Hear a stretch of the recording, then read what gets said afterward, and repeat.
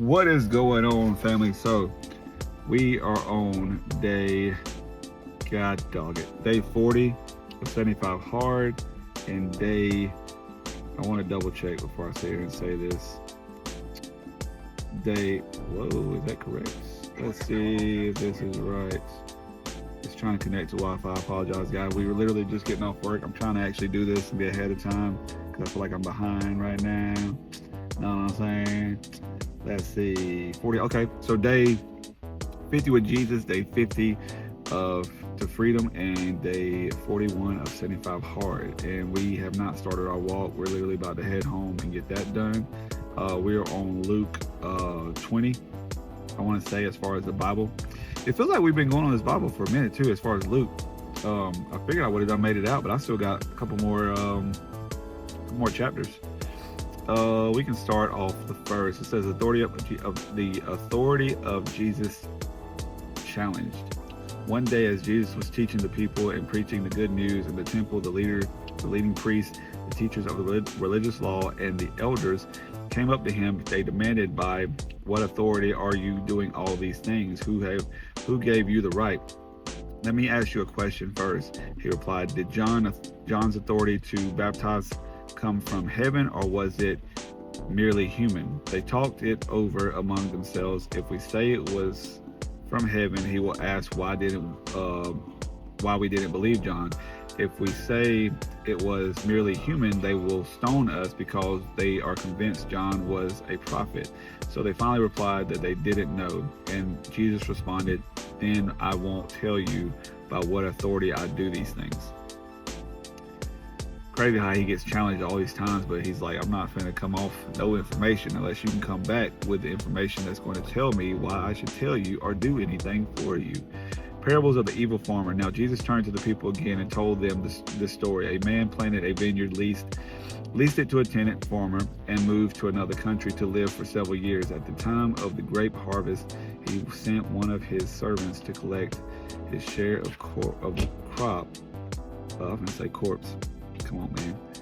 Share of the crop, but the farmer attacked the servant, beat him up, and sent him back empty-handed. So the owner sent another servant, but they also insulted him, beat him up, and sent him away empty-handed. The third man was sent, and they wounded him and chased him away. "What will I do?" the owner asked himself. "I know.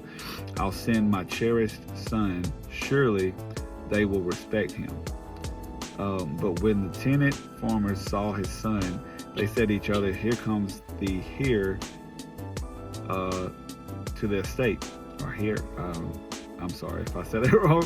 "Let's kill him and get the estate for ourselves." So they dragged him out of the vineyard and murdered him. "What do you suppose the owner of the vineyard will do to them?" Jesus asked. I'll tell you, he will come and kill those farmers and lease the vineyard to others.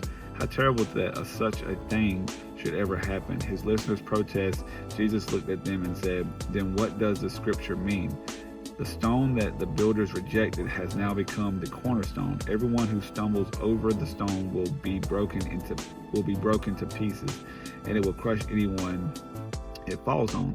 The teacher of the religious law and the leading priests wanted to arrest Jesus immediately because they realized he was telling the story against them. They were the wicked farmers, but they were afraid of the people's reaction. That was pretty deep. Honestly, I don't really know what I can say to that, though. Like, that was pretty deep, but I don't really know exactly what I can say to that part as far as having something to relate to it or just in general. Let's see.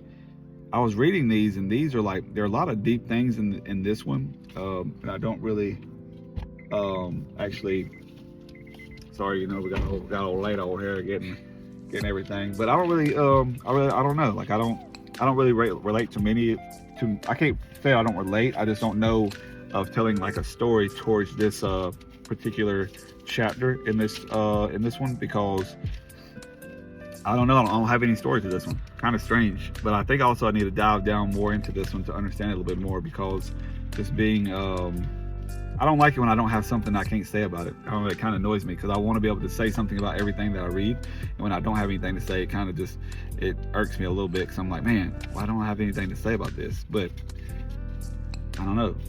maybe I don't have anything to say now, but truly I do. I just ain't got to the point to understand that, hey, this is what you had on this one, but at the time this was going on, you wasn't aware. So that's why I feel like it possibly is. But let me see. I think outside of that, there really ain't much more that I wanted to um, touch base on, I guess you could say. Actually, we'll do this right here. It says, whose son is the Messiah? Then Jesus represented them with a question. Why is it? He asked that the Messiah is said to be the son of David. For David himself wrote in the book of Psalms, the Lord said to my Lord, sit in the place of honor at right hand until I humble your enemy, making them a footstool under my feet. Since David called the Messiah Lord, how can the Messiah be his son? Then with the crowds listening, he turned to his disciples and said, beware of the teachers of the religious law, for they like to parade around in flowing robes and love to receive respectful greetings as they walk in the marketplaces. And how they love the seat of honor in the synagogues.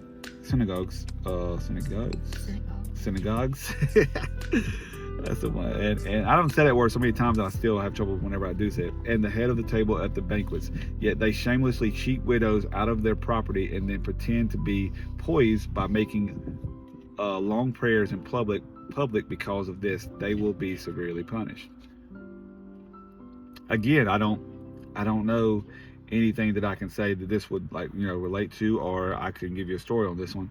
And I hate whenever I got that, because I feel like that gives me something to start flowing with when it comes to these messages and scriptures. But if I don't have anything, I can't force anything. But I'm pretty sure through time I'm going to eventually come back and say, y'all remember on Luke 20 when I said I didn't have anything? I truly did, but now that I understand it more, I'm actually able to, okay, this is it.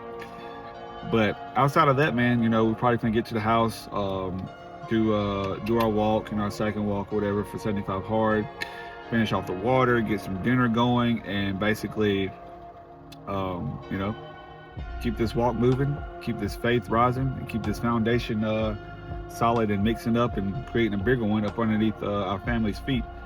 But besides that, you already know what I'm leaving you at. It's peace, it's love, and it's happiness. Big faith.